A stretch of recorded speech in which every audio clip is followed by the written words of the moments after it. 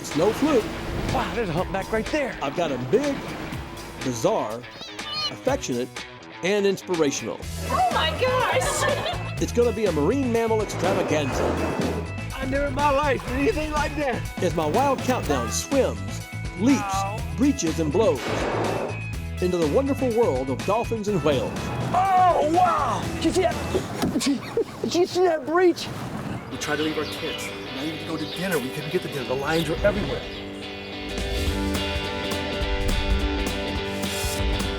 Oh, dang.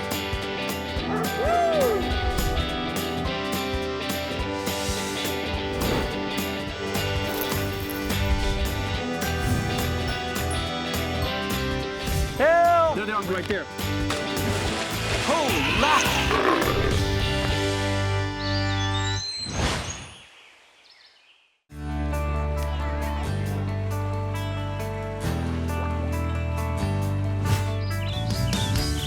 Hi everyone, I'm Jack Hanna, coming to you from my base camp here at the Columbus Zoo. As you can see, I'm kind of wrapped up right now. I've always had a special place in my heart for those amazing aquatic mammals, whales and dolphins. I've had more incredible encounters with these unique creatures than I can count. So I've picked out 10 that you're going to be wild about. To get started though, for me to go with the whales and dolphins, I got to be ready with my snorkel and my mask. Here we go! Here we go with some bottlenose dolphin. I know it looks goofy, but that was my line. Destination? Bruny Island.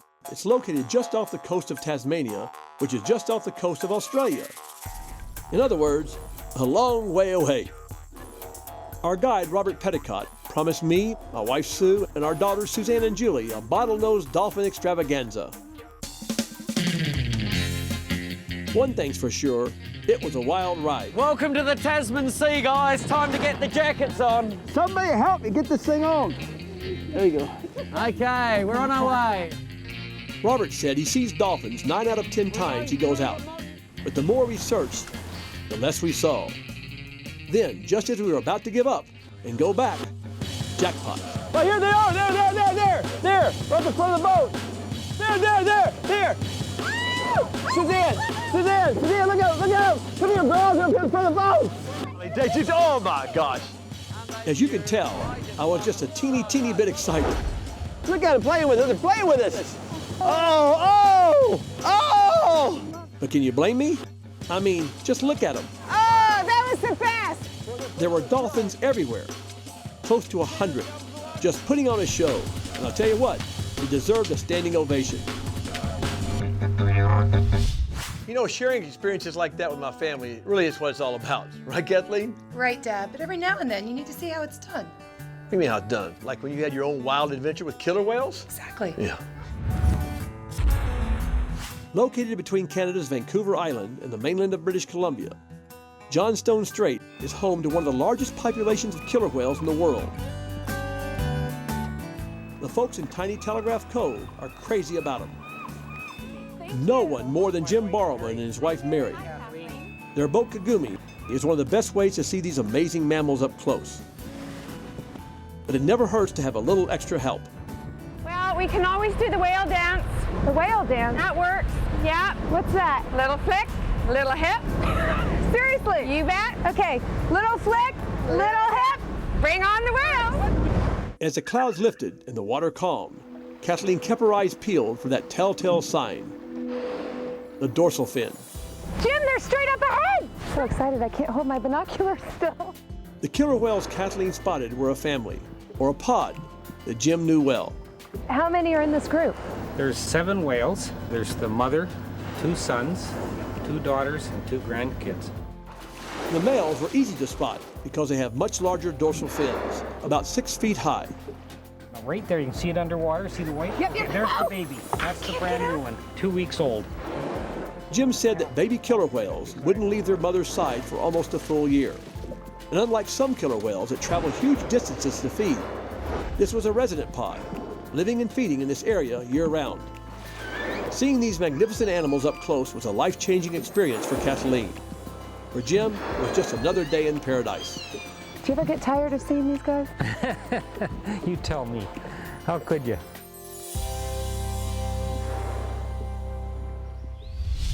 little flick, a little hip, and I'll be ready to swim right on up there. Is that it? Not quite. Yeah, you'd say that, that's okay. But until then, it's on with the countdown. And next up, Alaska, home to a whole lot of humpback whales. Glacier Bay is just west of Juneau, Alaska's capital city. I was invited to be part of an expedition led into the bay by Captain Richard Pierce. That's all right. Be careful. I was joined by a group of marine experts and trainers from SeaWorld, and everyone was excited, especially because our first stop was going to be humpback country. I sailed all day and even through the night. But when I woke up, we were greeted by a beautiful sunrise and a sound that was music to my ears. There's whales up here. Wow, there's a humpback right there. There was no mistaking what kind of whale it was. There she is. There's a fluke right there. Look. A humpback whale's tail fluke has distinctive wavy edges. For one to appear and slip beneath the surface is truly an awesome sight. But even more awesome, seeing them feed. Humpback whales sometimes use a technique called bubble net feeding. Swimming in a circle underwater, they blow a net of bubbles around a school of fish, like herring. Then the whale will suddenly swim up with its mouth wide open, swallowing thousands of fish in one gulp. But just as suddenly as the whale had appeared, it was gone, leaving its footprint in the water in an unforgettable memory. Coming up, they can swim, they can jump, and some can even kiss. The Wild Countdown continues.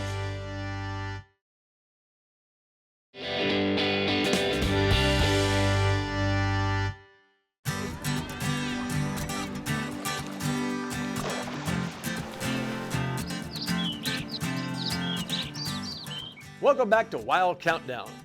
Today, it's all about my adventures with those amazing aquatic mammals, whales and dolphins. Plenty of adventure? You bet. But I've got plenty more, starting with the time I kissed a dolphin. It was on a visit I made to beautiful Grand Bahama Island. That's where you'll find Sanctuary Bay, home to the Underwater Explorer Society. Patrick? Hi, Jack. How you doing? ya? Nice to Good. see you, man. Let's go diving with the dolphins. All right. UNESCO offers visitors incredible access to the world of dolphins, both at their protected lagoon Wow. Get out of here. and out in the open ocean. My guide, Patrick Berry, was taking me a mile out into the Atlantic, where I'd get to swim with Bimini and Stripe, two of Sanctuary Bay's trained dolphins. Trained so well, they swim free in the ocean and always come home. Dolphins love to swim in the wake created by boats. It's their version of surfing, but how many surfers out there could do this? Bimini and Stripe were sure showing me a good time, but it was nothing compared to what they had in store when we got to the dive site. As the dolphin zipped and zoomed through the water with ease, I slowly made my way to the bottom.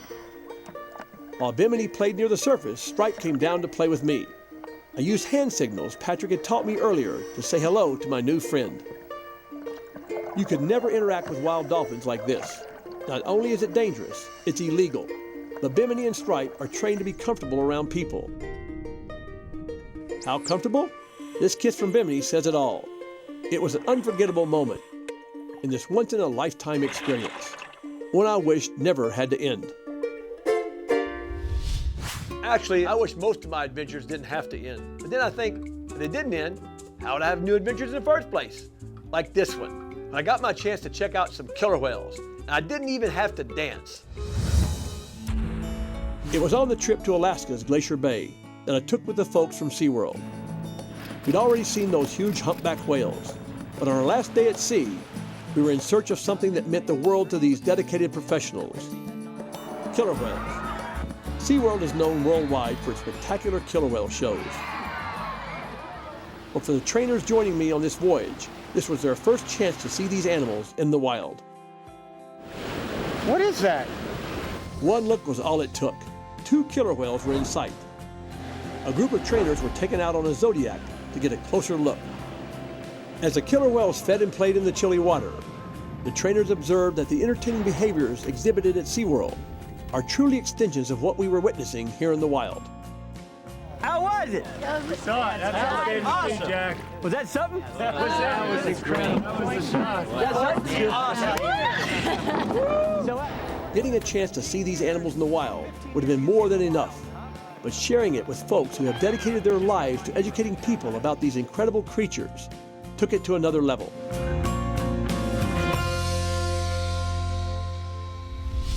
You know, one of these days, I should do a countdown of all the black and white animals. I think that's a pretty good idea, don't you? Like killer whales, penguins, pandas, zebras, skunks. On second thought, I guess we better keep moving on with this countdown here, where instead of black and white, I was in the pink. It all happened in beautiful Singapore, when I paid a visit to Underwater World. There are over 2,500 marine animals here, but my wife and daughter and I were most excited about one. So Jack, Sue, and Julie, this is our dolphin lagoon, and you're gonna swim with the pink dolphins. That's right, he said pink. Pink dolphins get their color from blood vessels in their skin, which they use to control their body temperature. But no matter what color a dolphin is, they all love to leap and leap and leap. It was incredible. We were all grinning from ear to ear. And I'll tell you what, I think the dolphin had a pretty good time too. Next, I meet the gray whale that beat the odds. it's almost like a puppy. Look at that. The wild countdown continues.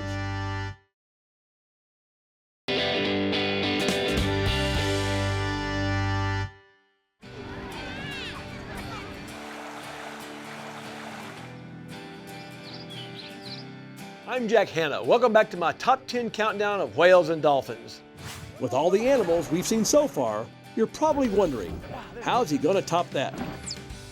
That's an excellent question, and luckily, this is my show, so I have the answer. It's number 4, the inspirational story of JJ the baby gray whale, who got a second chance at life. Come on, Slowpoke, let's go check it out. Orphaned and stranded on the beach in Los Angeles, the newborn JJ was transported to SeaWorld. But even with the care of SeaWorld's marine mammal experts, JJ's chances weren't good.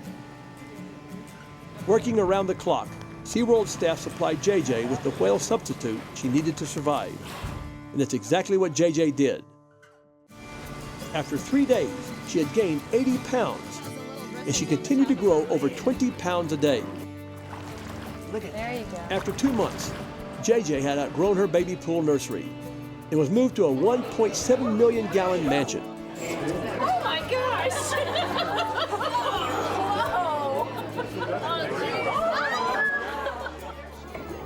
By 8 months, she was eating solid food, learning to feed like gray whales in the wild, and introduced to the sounds they make to communicate. After 1 year at SeaWorld, JJ weighed 17,000 pounds and was almost 30 feet long, big enough and healthy enough to go home. 2 months later, it happened. A heavily cushioned 18-wheeler brought JJ to Naval Base San Diego. Nearby, pods of gray whales were beginning their long migration north to the Bering Sea. The plan was for JJ to join them. Well, here's the big day. Everybody's waiting for. Here comes JJ. She was carefully transferred to a Coast Guard boat that took her 4 miles out into the Pacific Ocean. And as the sun burst through the cloudy skies, it was time. The Coast Guard and SeaWorld crews worked together to get JJ in position over the water. Now all that was left was the release.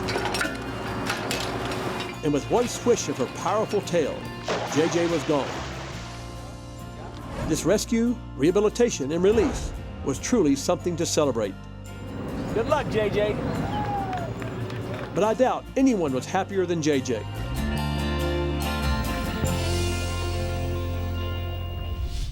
I still get goosebumps every time I see that, which is a lot better than the feeling I got when I went in search of the elusive sperm whale.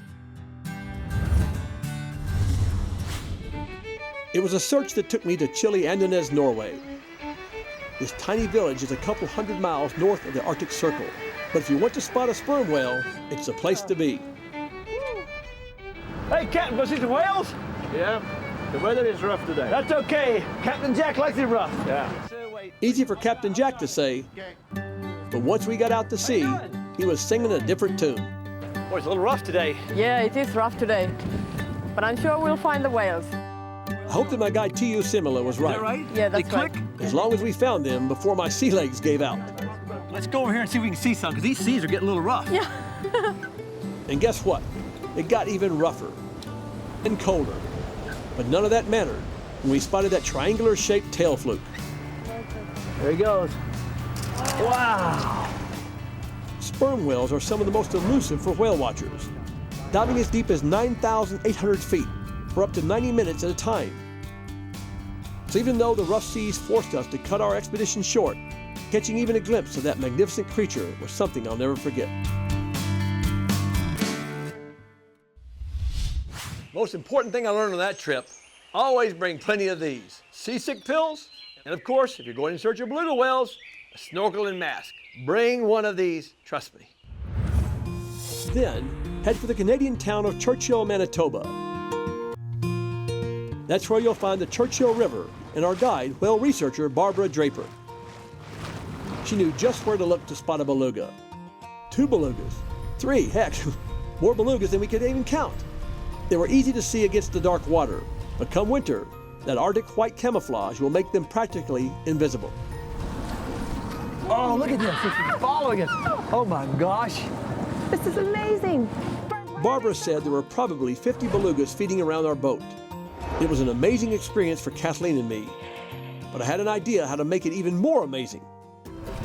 Hey, Barb, these things get so close. I wonder if I can see them underwater. You probably could. You've got a mask right here. You could just put that on and Look in there. stick your head over and have They a won't look. bite my head off, will they? No.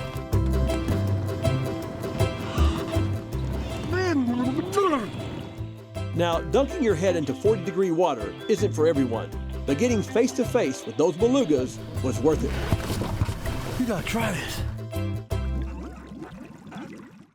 Coming up, We're getting pretty close, aren't we, Jack? Yeah, too close. Holy mackerel. when Wild Countdown continues. Just like my life is devoted to the animal world, Nationwide Insurance is devoted to their customers, protecting what is important at every stage of their lives. That's why Nationwide and I have been partners for over 30 years. Learn more about Nationwide Insurance at nationwide.com. Welcome back, everybody, as we wrap up the Wild Countdown of my top encounters with whales and dolphins. Number 10, those fun-loving Bruny Island bottlenose dolphins. 9, the amazing killer whales of Johnstone Strait. 8, witnessing the humpback whale's one-of-a-kind feast called bubble feeding. 7, hitting the Bahamas and getting my first dolphin kiss. 6, sharing a killer whale adventure with SeaWorld's trainers. 5, a once-in-a-lifetime swim with a pink dolphin. 4, the rescue, rehabilitation, and release of JJ the gray whale. 3, battling the rough seas to catch a glimpse of the elusive sperm whale. Wow. And number 2, up close, personal, and wet with those beautiful belugas. 9 amazing encounters with some unforgettable marine mammals. But I've got to say, my number 1 was so exciting, it almost knocked me overboard. I was visiting beautiful Magdalena Bay off Mexico's Baja Peninsula. This is a spot where the California gray whales come in winter to mate and give birth to their calves. In front of the camp. My guide, Nico Peters, took me to the heart of their breeding ground, where these 40-ton whales put on one knockout show. Oh, wow. Did you see that? Did you see that breach? It's a breach. That's a breach, man. But they were just getting started. So after that, I made sure I had a good grip. Oh, look at it. Look at her. Wow. There's the mama. Wow-wee. Holy mackerel. Look at that fluke. Oh, look at that fluke, Nico. These remarkable whales showed very little fear of us. Sadly, this natural friendliness once made them a prime target for whale hunters. The good news is, now that they're a protected species, their numbers are strong. And the only thing whale watchers like me want to do is say hello. So Nico brought our boat in real close. Nico, she ain't gonna bite my hand, is she? No, she won't bite your hand. If she comes up to you, it's because she wants to get scratched. Ooh. Even though I didn't get to give her a scratch, getting so close to these incredible creatures made this memorable day in Magdalena Bay.